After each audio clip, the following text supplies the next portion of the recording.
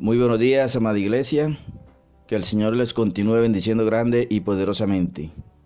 Les habla su hermano y amigo David Guerrero.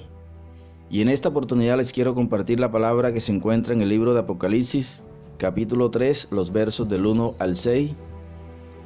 Y los leeré uno a uno, dando mi humilde pensamiento de cada uno de ellos. El verso número 1 dice: Yo conozco tus obras, que tienes nombre de que vives y estás muerto. Muchas personas, entre ellas jóvenes, hombres y mujeres, están buscando un verdadero significado para sus vidas: paz, amor, propósito, entre otras cosas. Está bien buscar esto. El problema es que lo están buscando en los lugares equivocados, como bares, discotecas, drogas, sexo libertino, etcétera, etcétera. Así que, para encontrar lo que ellos están buscando, deberían ir al único lugar que la mayoría ignoran: la iglesia. ¿Por qué la ignoran? Porque para la mayoría de las personas, la iglesia no es importante, porque lo que ven en la iglesia no es algo diferente a lo que ellos viven a diario, sino que encuentran religiosidad, legalismo, conformismo y mediocridad. No encuentran vida, sino muerte. Y precisamente ese fue el título que Jesús le dio a la iglesia de Sardis: una iglesia muerta. Es una iglesia que no está afectando al mundo, una iglesia que no va en contracultura, sino que se amolda al mundo actual. Dios llama a un pueblo. Este pueblo debe ser santo, apartado, consagrado para Dios. Si Dios nos ha llamado a ser diferentes, nuestra conducta debe reflejarlo. Pero ¿qué sucedió? Con el tiempo, el pueblo de Israel comenzó a perder su identidad como pueblo de Dios, y en su vida práctica comenzaron a igualarse con los demás. Los israelitas se mezclaron con los paganos y adoptaron sus malas costumbres. Se mezclaron, se unieron sexualmente con los que no conocían a Dios, y eso provocó su ruina. Para reflexionar, en este punto es donde la iglesia comienza a morir, cuando no marcamos la diferencia, cuando comenzamos a hacer las mismas cosas que hace la familia, los compañeros de la oficina, los amigos, etcétera, etcétera. La palabra dice que ellos se conviertan a ti y no que tú te conviertas a ellos. Qué terrible pensar que podemos tener nombre de que estamos vivos o que tenemos una espiritualidad sana, y después el Señor nos confronte y nos diga que estamos muertos, separados de Él. Continuemos con el versículo número 2. Sé vigilante. Sí, hermano, hay que ser vigilantes. El Señor nos invita a ser vigilantes. Sé vigilante y afirma las otras cosas que están para morir, porque no he hallado tus obras perfectas delante de Dios. Lo dice el verso número 2 de Apocalipsis 3. Esta es la segunda palabra de condenación, y es un serio aviso para los miembros de la iglesia en Sardis. Este es un versículo tremendo.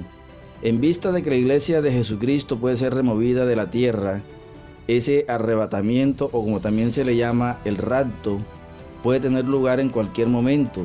La iglesia tiene que estar alerta, vigilante, y la razón para que ese aviso es la siguiente: la iglesia tiene que estar constantemente alerta, esperando su venida, aguardando esa bendita esperanza.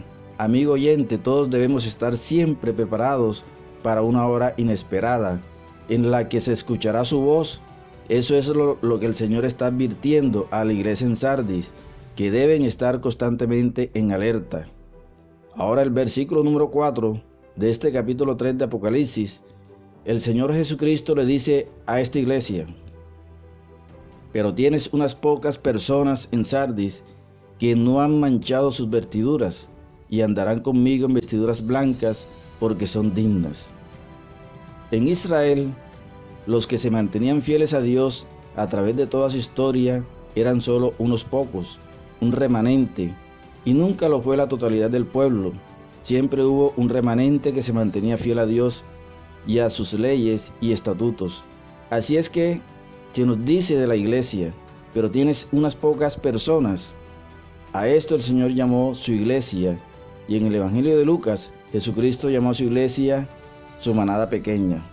El cristianismo en el presente también tiene aquellos santos que aman la palabra, que son fieles al Señor, aún en estos días, y se mantienen firmes en la palabra de Dios.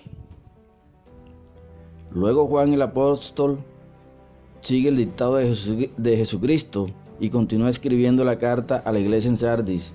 Leamos el versículo número 5. El que venciere será vestido de vestiduras blancas, y no borraré su nombre del libro de la vida, y confesaré su nombre delante de mi Padre y delante de sus ángeles. Lo dice Apocalipsis 3, verso 5. El verdadero vencedor, por supuesto, es aquel que triunfa por la sangre de Cristo. Nunca vence a las circunstancias, a sus tendencias, a sus hábitos, a sus enemigos, a la adversidad. Nunca lo hace con su propia fuerza de voluntad, de su propia inteligencia o habilidad. El verdadero vencedor sabe que solo vencerá y llegará a la meta por el poder salvador y sanador de la sangre de Jesucristo. Continúa diciendo, y borraré su nombre del libro de la muerte, y escribiré su nombre en el libro de la vida, y confesaré su nombre delante de mi Padre y delante de sus ángeles. ¿Tenemos nuestro nombre escrito en el libro de la vida? Creemos que se llega a ser incluido en este libro por medio de la fe en Cristo Jesús. Continuemos con el siguiente versículo. El versículo 6 del capítulo 3 de Apocalipsis, que dice, el que tiene oído, oiga lo que el Espíritu dice a las iglesias. Nuevamente debemos recalcar que el Señor se refiere aquí a la audición de una persona que ya le ha aceptado como su Salvador personal, ha sido limpiado por su sangre y por lo tanto tiene su oído afinado y necesita oír la voz del Espíritu que enseña a través de la palabra de Dios el mensaje de Cristo a su iglesia hoy. Concluyo con lo siguiente. Muchos profesan ser cristianos, asisten regularmente a la iglesia, pero en el lugar y en el momento donde verdaderamente necesitan ser cristianos no lo son. Esto es hipocresía, y la iglesia está llena de este tipo de personas. Dios necesita que tú irradies su luz en los lugares donde hay más oscuridad, en tu casa, en tu colegio, en tu universidad, en tu lugar de trabajo. Es allí donde verdaderamente debes ser cristiano. No puedes decir con tus labios que crees en Jesús, pero con tus hechos lo niegas y lo ofendes. Por eso el Señor los llama al arrepentimiento y a afirmar las pocas obras que aún viven y están por morir. Para reflexionar, termino con lo siguiente. ¿Qué podría decir el Señor de ti? ¿Estás vivo o estás muerto espiritualmente? ¿Vives una relación personal con Dios o lo limitas a una reunión de tu iglesia local? Reflexiona y actúa. Dios sigue dando vida a los muertos. Dios te bendiga abundantemente.